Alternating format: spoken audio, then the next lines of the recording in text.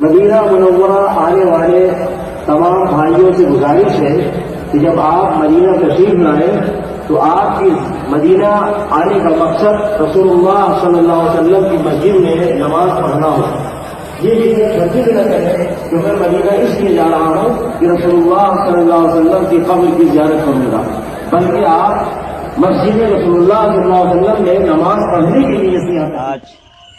ایک قبرستان میں کی زیارت کرنے کے لیے آیا ہوں جیسا کہ آپ نے دیکھا کہ ایک شخص مسجد نبی کے صحن میں کھڑا ہو کر لاؤڈ اسپیکر میں کہہ رہا ہے کہ مدینہ آنے والے حضرات نبی صلی اللہ علیہ وآلہ وسلم کی مسجد میں نماز کی نیت سے آئیں، نبی صلی اللہ علیہ وآلہ وسلم کے روضہ اقدس کی زیارت کی نیت سے ہرگز نہ آئیں۔ حالانکہ یہ شخص خود اپنے والدین کی قبر پر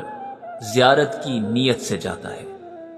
مجھے صرف اتنا بتائیں کہ دنیا میں ایسا کون مسلمان ہوگا کہ جس کے دل میں روضہ رسول صلی اللہ علیہ وآلہ وسلم کی زیارت کی تڑپ نہ ہو؟ اب یہ شخص صحیح کہہ رہا ہے یا نہیں، یہ آپ نبی کریم صلی اللہ علیہ وآلہ وسلم کا امتی ہونے کے ناطے خود فیصلہ کیجئے۔